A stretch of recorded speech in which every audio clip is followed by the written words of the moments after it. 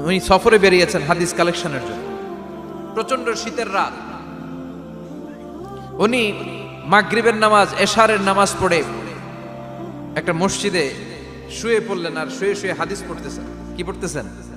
কথা বলেন। আর মনে মনে ভাবলেন রাতটা মসজিদে কাটায় দিই, ফজরের নামাজ পড়ে আবার বেরোবো। কিন্তু দারোয়ান এসে বলে মসজিদে থাকতে পারবেন না, ওঠেন। দারোয়ান আছে না, কথা কন। আহমদ ইবনে হাম্বল বললেন আমি শুধু রাতটা থাকতে চাই, আমি তো ফজরেরও মুসল্লি, ফজর নামাজ পড়বো তো এই মসজিদে, আমার থাকতে দাও। দারোয়ান তো দেয় না, কেন? মসজিদে থাকার জায়গা না, যান মিয়া। উনি যে আহমদ ইবনে হাম্বল এটা চিনে নাই, থাকতে দেয়। কি করবে এখন? উনি কাঁথা গুছিয়ে হাদিসের কিতাব নিয়ে কাঁধের মধ্যে ব্যাগ নিয়ে মসজিদ থেকে বেরোয় গেলেন। কি আর করবেন, প্রচন্ড শীত, আর কাঁপতেছেন, বুড়ো মানুষ। পথিমধ্যে দেখলেন বাজার, বাজার একজন খাব্বাজ, শাবুন খাব্বাজ, যুবক রুটি বিক্রেতা। সে রুটি বিক্রি করে, চুলার মধ্যে রুটি সেকে। সে যে সালাম দিল আসসালামু আলাইকুম, যুবক বলে ওয়ালাইকুম আসসালাম। আহমদ ইবনে হাম্বল বলে যুবক আমার যাওয়ার জায়গা নেই, সফরে বেরিয়েছি, খুব শীতে কষ্ট পাচ্ছি, রাতে যদি তোমার এই চুলা থেকে একটু আগুন পোহাই কোনো সমস্যা? যুবক বলে না না সমস্যা না, আহলান ওয়া সাহলান, বসে আমতে আসেন আসেন, আপনি আগুন পোহাইলে আমার সমস্যা কি? সুবহানাল্লাহ পড়েন। আল্লাহ শুকরিয়া করে উনি বসলেন আর আগুন পোহাচ্ছেন। আর খেয়াল করলেন যুবক রুটি বানায় আর পরে আস্তাগফিরুল্লাহ, রুটির দলা বানায় পরে আস্তাগফিরুল্লাহ, খামির বানায় আর পরে আস্তাগফিরুল্লাহ, রুটি নিয়ে উনুনের ভিতরে চুলার ভিতরে সেকা দেয় আর পরে আস্তাগফিরুল্লাহ। দোকানদারের কাছে কেউ আসলেই সে রুটি দেয় আর পরে আস্তাগফিরুল্লাহ। ক্রেতার কাছ থেকে টাকা নিয়ে ক্যাশ বক্সে রাখে আর কি পড়ে, আবার রুটি বানানো শুরু করে আর কি পড়ে, খালি এইটাই পড়তেছে। ইমাম আহমদ ইবনে হাম্বল তো অবাক, কিরে এটা আবার কেমন যুবক, খালি আস্তাগফিরুল্লাহ। উনি প্রশ্ন করলেন যুবক ঘটনা কি? আসার পর থেকেই তোমার দেখতেছি তুমি রুটি বানাও, রুটি বিক্রি করো আর পড়ো আস্তাগফিরুল্লাহ, মালাকা ইয়া শাবাব। যুবক বলে আস্তাগফিরুল্লাহ আমার সবচেয়ে বেশি পছন্দের আমল, আমি সব সময় আঠার মতো ইস্তেগফারের সাথে লেগে থাকি আর সব সময় পড়তে থাকি আস্তাগফিরুল্লাহ, আর এর বদৌলতে আল্লাহ আমারে মুস্তাজাবুদ দাওয়া বানিয়ে দিয়েছে।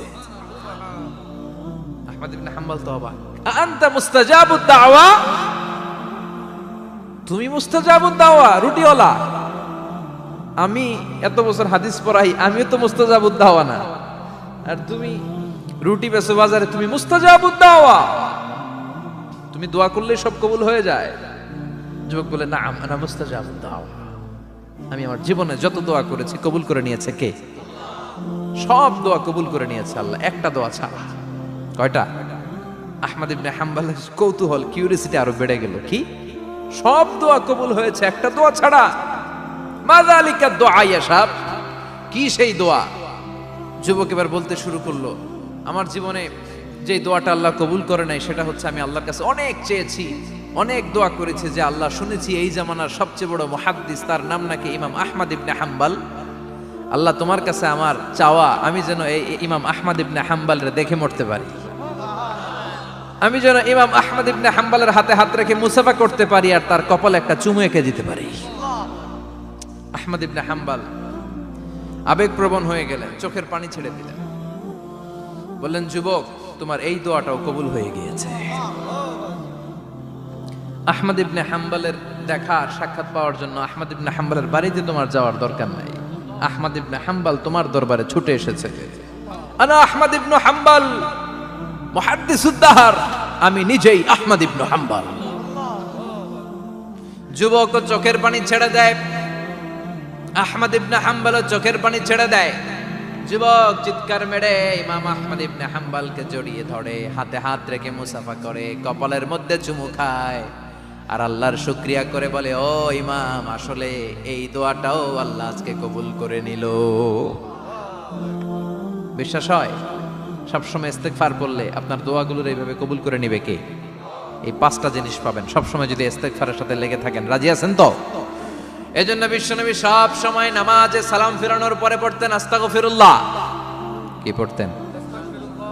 3 বার পড়তেন আস্তাগফিরুল্লাহ, আস্তাগফিরুল্লাহ, আস্তাগফিরুল্লাহ। পড়তে রাজি আছেন?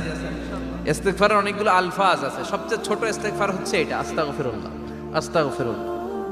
আরো আছে আস্তাগফিরুল্লাহ আল্লাযী লা ইলাহা ইল্লা হুয়াল হাইয়ুল কাইয়্যুম আতুবু ইলাইহি।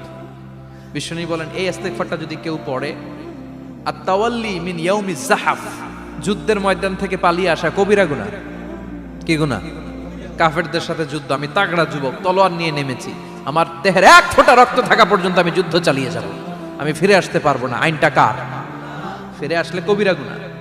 বিশ্বনবী বলেন যুদ্ধের ময়দান থেকে ফিরে এসেছে এরকম কবিরা গুনাহ অবলম্বনকারীও যদি আস্তাগফিরুল্লাহ আল্লাযী লা ইলাহা ইল্লা হুয়াল হাইয়ুল কাইয়্যুম ওয়া আতুবু ইলাইহি পড়ে, ওই কবিরা গুনাহকারীকেও ক্ষমা করে দিবে কে? পড়তে রাজি আছেন তো?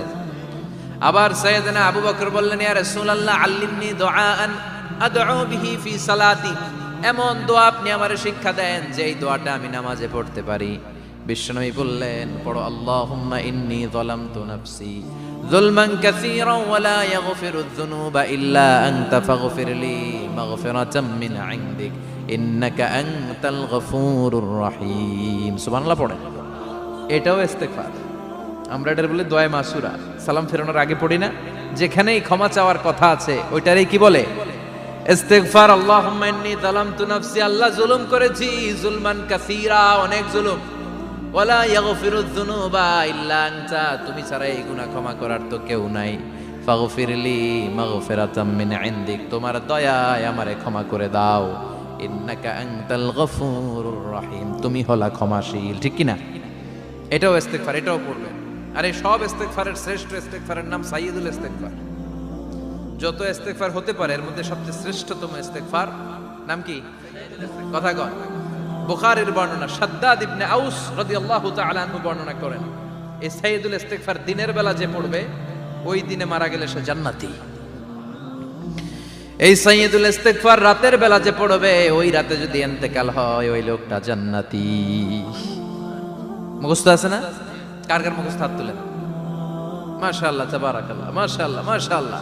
আর যাদের নাই তাদের হোমওয়ার্ক, তাদের আল্লাহুম্মা আনতা রাব্বি লা ইলাহা ইল্লা আনতা খালাকতানি ওয়া আনা আবদুক ওয়া আনা আলা আহদিকা ওয়া ওয়া'দিকা মাস্তাতা'তু আউযু বিকা মিন শাররি মা সানা'তু আবুউ লাকা বিনি'মাতিকা আলাইয়া ওয়া আবুউ লাকা বিযামবি ফাগফিরলি ফাইন্নাহু লা ইয়াগফিরুয যুনুবা ইল্লা আনতা।